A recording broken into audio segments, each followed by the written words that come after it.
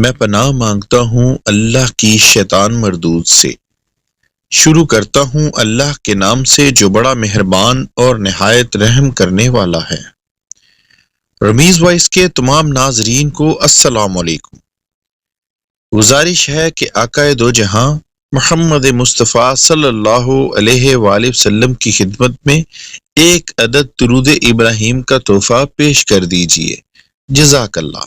عربوں میں مشہور بت جو صفا مروہ پہاڑیوں پر پوجے جاتے تھے، یہ وہ بت تھے جو لوگوں کے اپنے ہاتھوں سے نہیں تراشے گئے تھے، بلکہ یہ جیتے جاگتے حقیقی انسان تھے۔ انہوں نے خانہ کعبہ کے اندر ایسا کیا جرم کیا تھا جس کی وجہ سے اللہ نے انہیں ایسا خوفناک عذاب دیا، جو آنے والی نسلوں کے لیے یہ دونوں بت عبرت کا نشان بن گئے۔ کعبہ تعمیر ہوا تب سے لے کر اب تک جس نے بھی بیت اللہ کی بے حرمتی کی یا بے حرمتی کرنے کی کوشش کی، تو اللہ نے ان کا وہ حشر کیا کہ رہتی دنیا تک عبرت کا نشان بن کر رہ گئے، پھر چاہے وہ دنیا کا طاقتور بادشاہ ابرہہ اور اس کے ہاتھیوں کا لشکر ہی کیوں نہ ہو۔ اس کے علاوہ تاریخ میں کئی ایسے واقعات ملتے ہیں کہ جنہوں نے کعبہ شریف کی بے حرمتی کی اور ان کو اللہ نے دردناک عذاب دے کر تباہ کر دیا۔ اس کی ایک مثال اساف اور نائلہ کا واقعہ بھی ہے۔ ناظرین، ہم چاہتے ہیں کہ آپ مزید ویڈیوز دیکھنے کے لیے ہمارے رمیز وائس چینل کو لائک کریں، سبسکرائب کریں اور ساتھ ہی موجود بیل کے بٹن پر کلک کریں تاکہ آپ کو ہر آنے والی نئی ویڈیوز بر وقت مل سکیں۔ شکریہ۔ اسحاق کون تھا اور اس کا جرم کیا تھا؟ نائلہ کا تعلق اسحاق سے کیا تھا اور اس نے ایسا کیا کیا کہ وہ عبرت کا نشان بن گئی؟ تو چلتے ہیں آج کے واقعے کی طرف۔ ناظرین محترم، اسحاق بن یعلا اور نائلہ بنت زید دراصل قبیلہ بنی جرہم کے رہائشی مرد و عورت تھے۔ نائلہ ایک خوبصورت اور حسین لڑکی تھی جو اپنے قبیلے میں یمن کے کسی علاقے میں رہا کرتی تھی۔ یہ خوبصورت حسینہ قبیلہ بنی جرہم میں اپنے حسن و جمال کی نمائش کیا کرتی تھی۔ وہ فحش لباس پہن کر گھر سے نکلتی تھی اور قبیلہ کے نوجوان اس کے پیچھے پیچھے چلتے تھے۔ ہر کوئی شخص اس سے تعلقات کا خواہش مند رہتا تھا۔ انہیں لوگوں میں قبیلے کے سردار کا ایک بیٹا بھی شامل تھا جس کا نام اسحاق بن یعلا تھا۔ وقت گزرنے کے ساتھ ساتھ اسحاق اور نائلہ آپس میں محبت کر بیٹھے اور یہ محبت بہت ہی جلد خباثت میں بدل گئی۔ انہوں نے آپس میں ناجائز تعلقات قائم کر لیے اور جب کبھی موقع ملتا تو دونوں زنا میں مشغول ہو جاتے۔ اس طرح یہ سلسلہ یوں ہی چلتا رہا۔ جب ان کے گھر والوں کو اس کا علم ہوا تو وہ ان کے خلاف ہو گئے، جس کی وجہ سے ان کے ملنے پر مکمل طور پر پابندی لگا دی گئی۔ ایک دفعہ کا واقعہ ہے کہ بنی جرہم کا ایک قافلہ حج کرنے کے لیے مکہ کے لیے روانہ ہوا، تو یہ دونوں بھی اس قافلے کے ساتھ حج کے لیے چل دیے۔ قافلہ مکہ پہنچا اور یہ حج کے ایام تھے۔ انہی دنوں کا واقعہ ہے کہ ایک روز کعبہ میں لوگوں کی تعداد بہت ہی کم تھی اور کعبہ شریف کے آس پاس کوئی بھی موجود نہ تھا، لہٰذا شیطان نے ان کے دلوں میں وسوسہ ڈالنا شروع کر دیا۔ وہ دونوں خانہ کعبہ میں داخل ہو گئے اور اس تنہائی کے عالم میں زنا کرنے لگے۔ ان کے اس خباثت اور خانہ کعبہ کی بے حرمتی پر زمین و آسمان کانپ اٹھے، سمندر کی موجیں جوش مارنے لگی اور اللہ کی طرف سے عذاب نازل ہو گیا۔ ہوا یوں کہ جب وہ خانہ کعبہ کے اندر بدفعلی کر رہے تھے تو اسی وقت ان کی روحیں قبض کر لی گئی اور ان کے گوشت پوشت کے جسم پتھر کے بننے چلے گئے۔ یہ لمحہ انتہائی خوفناک اور عجیب و غریب تھا۔ تو زندہ انسان عذاب الہی کے تحت اب پتھر کے بن چکے تھے۔ کچھ دیر بعد جب بنی جرہم کے لوگ خانہ کعبہ کے قریب آئے اور بیت اللہ کے دروازے کو کھولا تو دونوں بدبخت برہنہ حالت میں پتھر بنے کھڑے تھے۔ وہ یہ سمجھ گئے کہ یہ خبیث اللہ کی مقدس گھر میں کسی جرم کا ارتکاب کر رہے ہوں گے۔ لوگوں نے دونوں کے مجسموں کو اٹھایا اور باہر لا کر زمین میں گاڑ کر انہیں کھڑا کر دیا تاکہ یہ لوگوں کے لیے عبرت کا نشان بنے رہیں۔ کچھ دن گزرنے کے بعد مکہ کے لوگوں نے اساف کے بت کو اٹھا کر کوہ صفا کے مقام پر رکھ دیا اور نائلہ کے بت کو اٹھا کر کوہ مروہ کے مقام پر رکھ دیا۔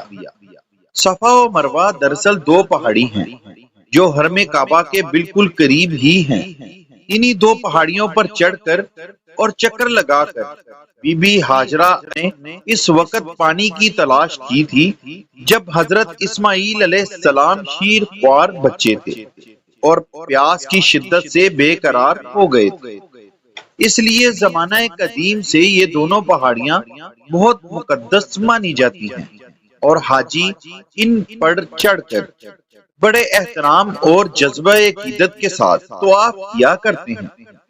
جب اساف اور نائلہ کے بت کو صفا اور مروہ پر رکھ دیا گیا تو ان کی سزا یہ تجویز کی گئی کہ جو شخص بھی صفا و مروہ پر جائے گا وہ ان دونوں بتوں کو ایک ایک جوتا مارے گا۔ ایک دو نسلوں تک تو یہ عمل جاری رہا، پھر لوگوں نے انہیں جوتوں کی بجائے تھپڑ مارنا شروع کر دیا اور کچھ نسلوں بعد لوگ انہیں صرف ہاتھ لگا کر چلے جاتے۔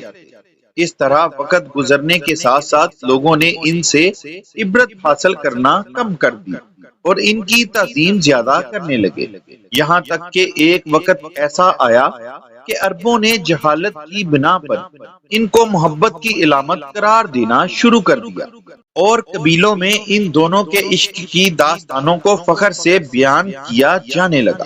آہستہ آہستہ یہ محبت کی دیوی اور دیوتا قرار پائے۔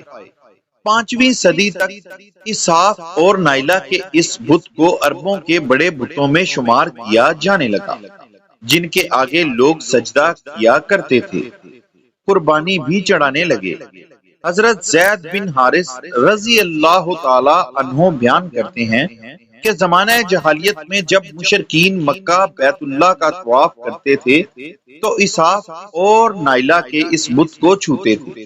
میں ایک دفعہ نبی کریم صلی اللہ علیہ وآلہ وسلم کے ساتھ بیت اللہ کا طواف کر رہا تھا، لہٰذا جب میں ان بتوں کے پاس سے گزرا تو ان کو چھوا۔ اس پر نبی کریم صلی اللہ علیہ وآلہ وسلم نے مجھ کو ان بتوں کو چھونے سے منع کیا۔ میں نے اپنے دل میں کہا کہ دیکھو تو صحیح کہ چھونے سے کیا ہوتا ہے، اس لیے دوبارہ ان کو چھوا۔ آپ نبی کریم صلی اللہ علیہ وآلہ وسلم نے دوبارہ ذرا سختی سے منع کرتے ہوئے فرمایا، کیا تم کو منع نہیں کیا؟ تو زید فرمانے لگے، اللہ کی قسم اس کے بعد کبھی کسی بت کو میں نے ہاتھ نہیں لگایا، اور میں قسم کھا کر کہتا ہوں کہ نبی کریم صلی اللہ علیہ وآلہ وسلم نے کبھی بھی کسی بت کو نہیں چھوا، یہاں تک کہ اللہ نے آپ کو نبوت عطا فرما دی اور آپ پر وحی بھی نازل ہونے لگی۔ ایک دن روشن ہدایت کا ایک سورج طلوع ہوا جس سے یہ پورا خطہ جگمگا اٹھا۔ حضور نبی کریم صلی اللہ علیہ وآلہ وسلم نبوت کے عہدے پر فائز ہوئے۔ آپ صلی اللہ علیہ وآلہ وسلم نے دعوت و تبلیغ کا کام شروع کیا۔ 10 ہجری میں جب اللہ نے عرب میں دین اسلام کو غالب کیا تو محمد صلی اللہ علیہ وآلہ وسلم نے مکہ کو فتح کر لیا، تو آپ فتح کے بعد حرم شریف میں داخل ہوئے اور آپ نے اپنے بھائی حضرت علی علیہ السلام کے ساتھ مل کر تمام چھوٹے بڑے بتوں کو توڑ ڈالا۔ آپ بت توڑتے جاتے اور یہ فرماتے جاتے، حق آ گیا، باطل مٹ گیا، بے شک باطل نے مٹ جانا ہی تھا، یہاں تک کہ خانہ کعبہ تمام بتوں سے پاک ہو گیا۔ پھر آپ صفا و مروہ پر تشریف لے گئے اور اسحاق و نائلہ کے اس بت کو اپنے مقدس ہاتھوں سے توڑ ڈالا۔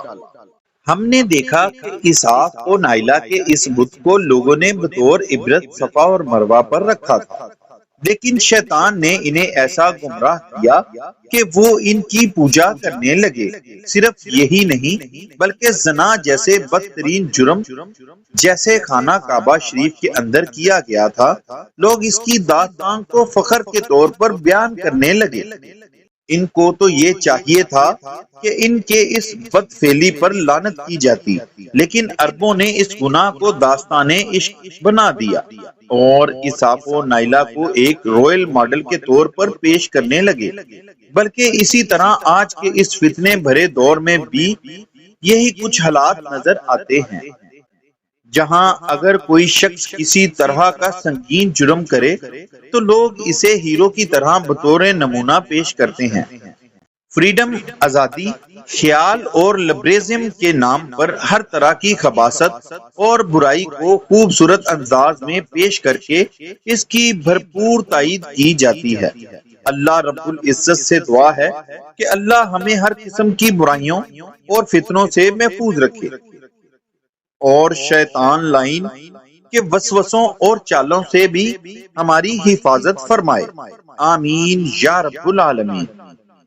ہم چاہتے ہیں کہ آپ ہماری چینل ٹیم کی حوصلہ افزائی کریں تاکہ ہم مزید محنت و لگن سے ایسی ویڈیوز بنائیں تاکہ آپ دینی و دنیاوی لحاظ سے ان سے مستفید ہو سکیں۔ اللہ حافظ۔